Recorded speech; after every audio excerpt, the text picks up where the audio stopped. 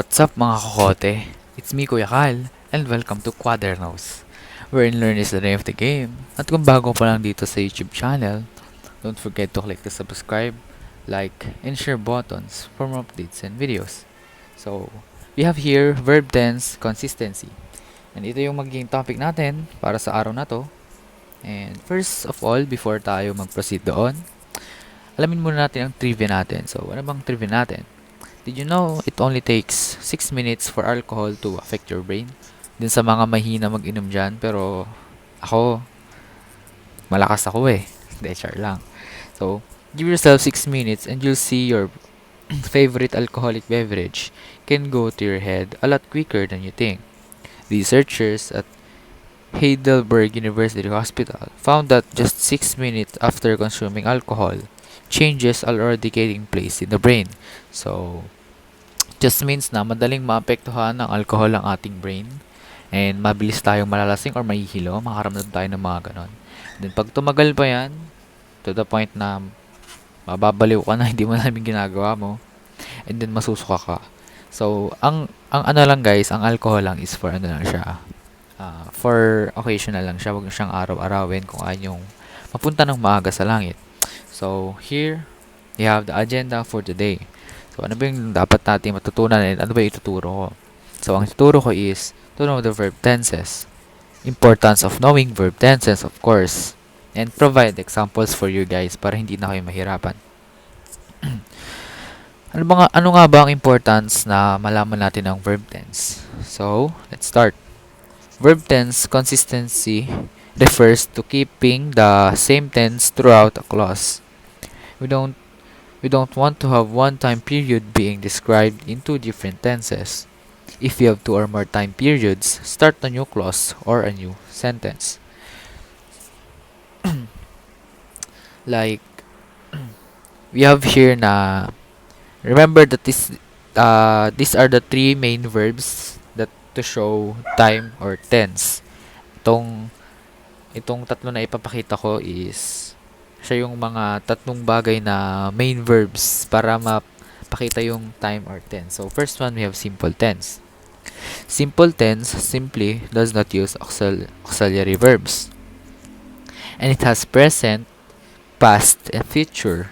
Sa present, action goes on now. It is happening. Sa past, action happened and is over. Like, it means na nakalipas na and then it's like a legacy, it's like a history of yesterday. The future action will happen. Like, we can predict the future, but sometimes we can. Gets nyo? So, yung future is yung mangyayari pa lang. And sa tingin nyo na mangyayari. And it refers to a specific time, period during which, like, something happens or something happened and is over or something will happen. So, belong yung something happens sa present. And then something happened is over belongs to the past. Something will happen belongs to the future. So, as this example, simple present, action goes on now is, for example, I sit, I drink, I play. And simple past, action happened and it's over.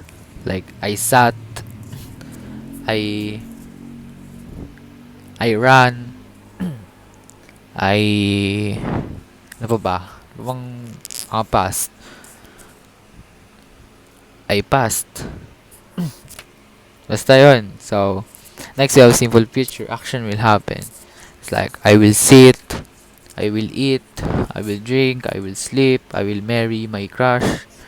Ganon. So, next we have the number 2, the perfect tense. Perfect tense uses have, has, or had as auxiliary verb. Allows action to continue over time. So, if the simple tense doesn't use any auxiliary verb, well, perfect tense just does use auxiliary verb like have, has, or had. Present perfect. So, dito sa perfect tense, meron din tayong tatlo which is the present perfect, past perfect, future perfect. Sa present perfect action happened and may still be going on. For example, I have sat. Take note of the auxiliary verb. The auxiliary verb is have. And the past present action happened before something happened in the past. I had sat, and it used auxiliary verb had. The future perfect action will be considered in the future, by which time it will have already happened. Likewise, I will have sat, and it uses the auxiliary verb have. So, sa perfect tense is, difference nila sa simple is, ang simple walang auxiliary verb, while perfect tense have auxiliary verb. And lastly, of our three main verbs that shows time or tense is progressive tense. Progressive tense uses is, are, was, or were as auxiliary verb with ing on the ending on main verb. So it also focuses on progress of action.